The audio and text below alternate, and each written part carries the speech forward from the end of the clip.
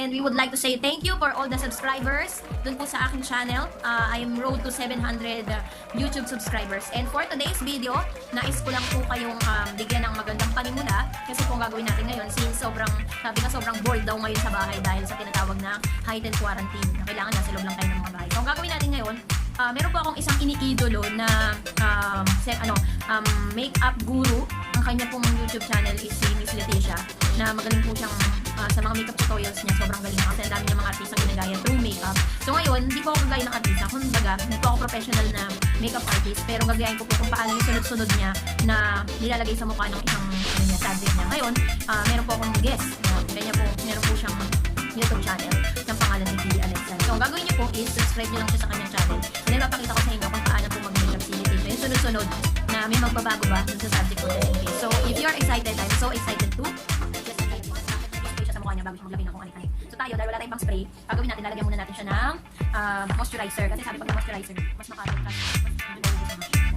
ngayon, lagyan natin siya ng moisturizer. This is Billy Alexa.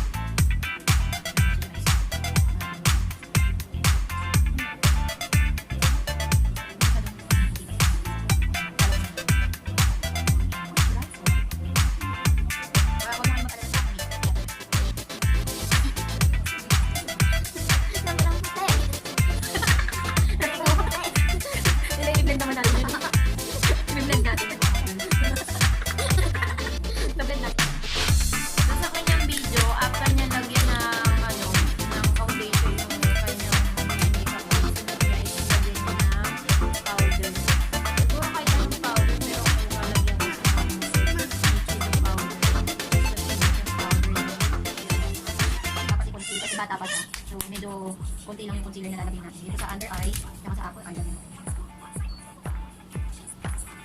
Kita nyo? Okay, so after nan, i-blend natin.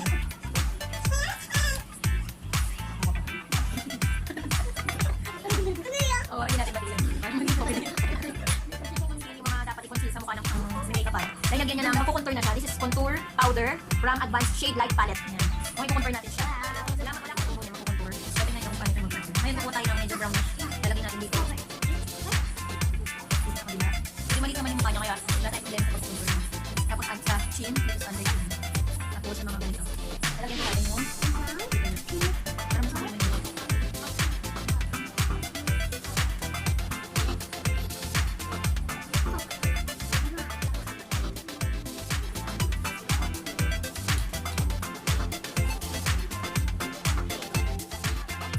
powder yung mukha ng mini-makeup niya. Ang pinaka-smooth niyang ginawa is nagkikilayan niya, pero siya gumamit siya ng cream na pangkilay. Ako kasi ginagamit ko isan-san na pangkilay. So ngayon kikilayan natin.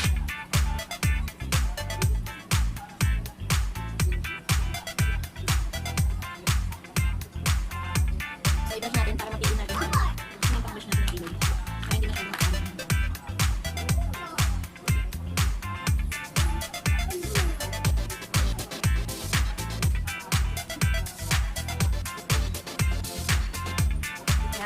Okay ba? Kilay pang yan naman. Under eyebrow niya, ilagay niya ng mascara para sa kilay. Ito kasi, ang nagamit ko ngayon ay Ashley So Pro para sa kilay.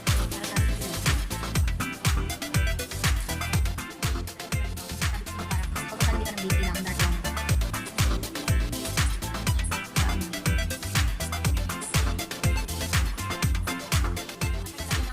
Ako lalagay ko to, medyo lighter ng, parang pink siya, malapit-lapit siya sa violet. Para daw ni art.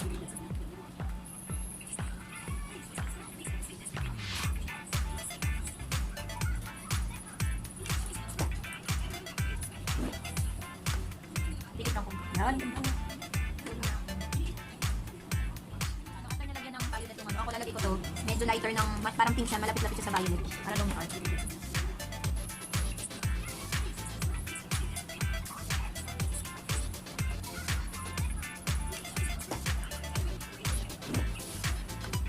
Dikit lang po. Yan. Medyo ganito eh. I-spread natin ng konti para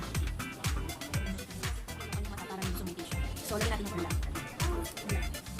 Lalagay siya ng pilik mata, pero lalagay ko is magnetic. Dito, gagawin natin, lalagyan natin siya ng blush on. Pero ako kasi ginamit niya, called cosmetics. Pero ako dahil wala ako nun, ito muna ang medyo pinkish na, pinkish na, yung cheek pink. Lagay ko sa sponge.